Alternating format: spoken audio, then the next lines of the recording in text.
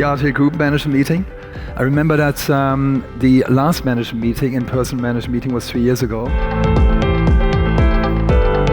Before we go into the State of the Union, let's look at our award winners. And I have to say, I'm investing in local premium content and maintain USPs. I mean, I think there's no doubt that we've done that in different content categories. Our broadcasters driving audience and advertising market share with some really high-profile productions across the board in different genres. I would say that on streaming, clearly defined objectives, clearly a defined technology platform, and good progress. On growth, on the next slide, content creation against several dimensions. Very good progress, very good traction. Will be at the order of 2.3 billion revenue this year, and we believe that we can hit the 3 billion mark in the next years. Now that brings us to our third strategic priority at RTL Group, fostering alliances and partnerships. These span from distribution and advertising sales to content production and technology. In ad sales, we'll combine our fully owned businesses RTL AdConnect, J&J IMS, and the media division of SmartClip to create a new international ad sales champion called RTL Ad Alliance.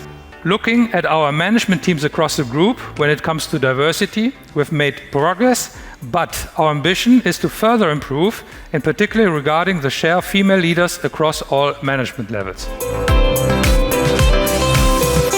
We actually closed a total of 51 transactions with an approximately 50-50 split between acquisitions and divestments. We also acquired 350 million in revenues, and these were mostly concentrated on our strategic priorities. On the one hand, expanding our core broadcasting businesses in France, but also in Germany, and investing and growing our business Fremantle. At the same time, we increased our streaming startup investments to more than 160 million euro in 2021, which shows our commitment to investing into the future. As you can see, they consistently praise our ability for operational excellence, for which I would like to thank all of you. But you can also see that they clearly understand our strategy and our targets. As you all know, we're in the business of attention, and attention has become a very scarce resource. The good point is, after each crisis, the market will come back, and normally with a jump. Then in the next year, so that we have between 4, 5, 6% plus. So only the question when it will come back. Why we are so optimistic when we are looking in the next years? And I think the main point, and for me it's really the main point, is the question of impact. The second reason is addressable advertising on TV. I think this is a once-in-a-lifetime opportunity for us to reinvent advertising on TV. And the third argument is we are the owner of the content in the most cases. We are the owner, and we can create special solutions. Let's talk a bit about tech and data opportunities and about edtech within RTL Group.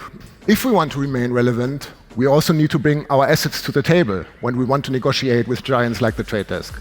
And that means, let's not forget about our big asset, linear TV. We know the consumption is shrinking, that's happening, but you can absolutely innovate the way how linear TV is sold or bought. And that's what we did when we acquired Realytics, a French company in May this year. And these guys are doing exactly that. They are using true AI algorithms to optimize the linear spend for buyers, and they completely automate that. We will talk about cooperation and alliances, which is a strategic goal, not just within Bertelsmann, but I guess within RTL Group. I think that the important thing is to not lose sight of what we're trying to achieve. Cooperation, I think, creates massive value for us. Clearly, we do much better together. It creates shareholder value, the network we have and the power we have, and I really also want to promote the business, which has grown a lot also in our unit, that we use the cooperation and opportunities we have in the group. So this is, I think, super important, and I would love to see more ERA talents also in the programs we have. I'm very proud that we really have shows now, that we have shows in production in Germany, in France, and we're getting there in the Netherlands. We did some things already in the Netherlands, so I'm really proud of that. I think what we need is a hit. Meeting together in these last 2 days, I think this is what fosters cooperation, because we have ideas together, we think about stuff, just bump into another person and have a great idea. So thank you for letting us be here and having a good conversation with colleagues. So thank you for everybody. We are weaving DE&I into the fabric of everything that we do. It's a clear statement that anchors our work and is a constant reminder of why DE&I matters to us, our business, our audience, and of course, our people. We know that with a sharper focus on this, we enhance our storytelling. It helps us to attract and retain the very best talent from all backgrounds and, of course, contribute to our commercial success. Our audiences, locally and globally, want to see their lives reflected on screens. And that means tapping into talent and storytellers that might previously have not been represented in our teams or on our shows. A family is a family, a very simple statement, but still not obvious for everyone. When a small organization for rainbow families approached us that we should make a campaign together and show the diversity of families in Hungary. Mi mindketten fiúk vagyunk, mindketten apukák vagyunk. Nagyon sok empirikus bizonyítékunk van arra, hogy a szülőség az a törődésen alapul. Even if the law says that we are promoting homosexuality, we are not doing that. We are just talking about it. For us, that we can talk about it and that RTL we can really stand up for European values is really a must, and it's very important for us.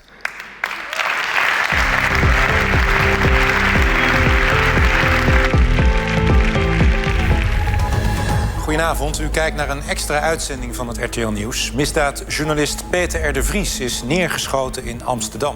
We have to stand for our personal freedom, like in Hungary, for the freedom of speech and, of course, the freedom of journalism. And that's exactly what Peter stood for. So we owe it to him, we owe it to ourselves, and we owe it to our viewers, of course. Generally, in the Netherlands, the trust in news is very stable. Our media landscape is pluriform, meaning people can get information from a wide choice of news outlets. And according to research, this is vital for the trust in the news. So thank you for sharing these very emotional moments with us. This was very, very special. So thank you very much for this. And now please all speakers join me on stage. Thank you.